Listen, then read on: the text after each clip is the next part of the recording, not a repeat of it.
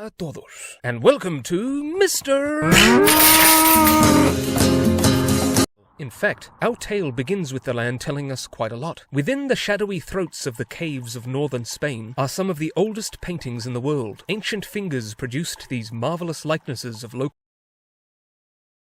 were one of these groups. Horse-riding, sword-making, wall-building script-writers who apparently sacrificed pigs with their tongues hanging out. More pleasing is this limestone lady with her opulent headdress and established a firm presence in the land, while on the coast, Phoenicians and Greeks planted colonies. The grandest of Phoenician settlements was Carthage of their own, which, as you see, included a good chunk of Spain. The Carthaginian general Hamilcar Barca had expanded Carthage's territory there, but his son was the far more famous Hannibal. Both father and son battled the rising power of Rome, but Hannibal came closest to victory when he set out on his legendary campaign the entire Iberian Peninsula and would rule it for many centuries, in which time Roman culture permeated the land and the Latin language spread, from which modern Spanish originates. Two of the greatest Roman emperors, Trajan and Hadrian, were born in Spain, as was Theodosius the Great, who reaffirmed the Council of Nicaea's decision on what true Christianity was, and set about making that faith the empire's official religion. The Apostle James is traditionally believed to be buried in Spain, and James is the country's patron saint. Now, as the Western Roman Empire shattered, Spain fell to the German Visigoths, who over time converted to Catholic Christianity. The Visigoths were exceptional goldsmiths, but fine craftsmanship can't deter invaders, and in the year 711, the Muslim Moors burst into the land and took control of most of the Iberian Peninsula. The Caliphate of Cordoba and subsequent regimes produced remarkable achievements in the cultural and scientific spheres, but slavery was rampant, and Christians and Jews were second-class citizens. However, there were rulers who were considerably tolerant, something the extremist Almoravids were not when they took over. The Almohads who followed were even worse, and non-Muslims were persecuted harshly. But their harshness did not help them, and they ended up defeated. How? Well, the answer to that lies to the north.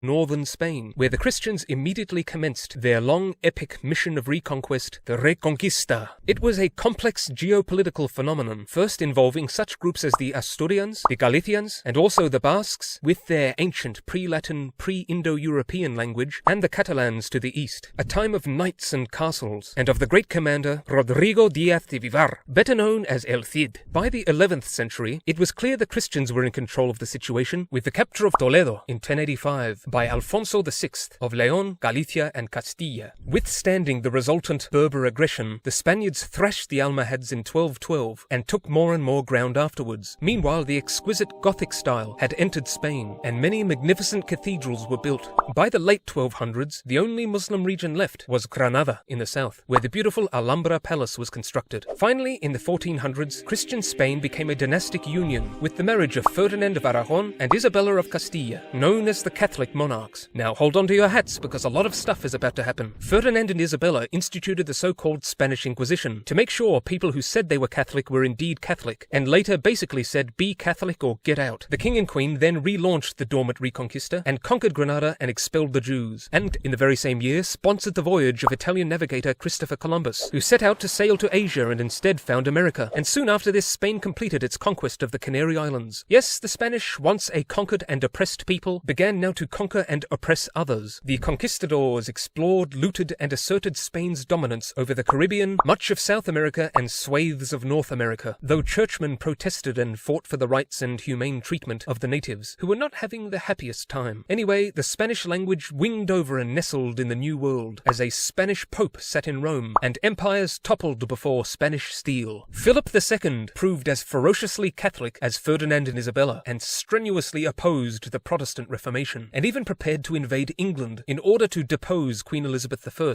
and restore regnal Catholicism. Unfortunately for Philip, the mighty Armada was no match for Britain's horrible weather. Spanish naval power triumphed against the Turks, however, with the resounding victory against the Ottoman fleet at Lepanto. Spain also took control of Portugal and conquered the Philippines, which was named after Philip. And amidst all this, Spain basked in a golden age of culture, which produced magnificent art and architecture and music and literature, including the world's first modern novel, and also one of its greatest and funniest, Don Quixote, or Don Quixote in English. It was said the king was traveling through the city one day and saw a man laughing his head off and said, "That man is either mad or he is reading Don Quixote." What was not so funny, however, was that as the years passed, Spain began to be outclassed in naval power by the British and the Dutch, who had their own colonial ambitions. The result was that the Spanish Empire was big, but it was failing its people by lack of reform, by lack of investing in them and the land of Spain. Now, when Charles II died in 1700 without leaving an heir, the question arose, who gets to sit on the throne of Spain? The French said Philip of Anjou should be king. The British, Dutch, and the Holy Roman Empire said, whoa, wait a second there,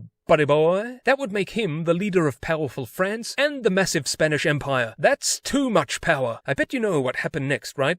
War, bloody battles, and dismal death, ending in treaties that basically agreed that while Phil would get the throne, it would not be joined with France. The House of Bourbon still rules Spain to this day, and Britain still occupies Gibraltar, which it pinched during the aforesaid conflict. Anyhow, the philosophical ideas of the French Enlightenment spilt through, chopping off their king's head, horrifying all the unchopped heads of Europe. France then beat Spain in a war and got themselves a Napoleon who made himself emperor and invaded Spain. The French committed many evils against the Spanish, but Spain and its allies, Portugal and Britain, made the war a nightmare for France, the Spanish guerrilla tactics proving most effective in grinding down the French war machine. Spain won, but at the same time lost. How? Well, news of Napoleon's invasion of Spain crashed like a thunderclap across its colonies in America. Revolts against Spanish rule erupted amongst the Mexicans, Venezuelans, Argentines, Chileans, Peruvians, Bolivians, Colombians, and more, who succeeded in winning their independence. Spain's empire shrank prodigiously. Now, don't say it.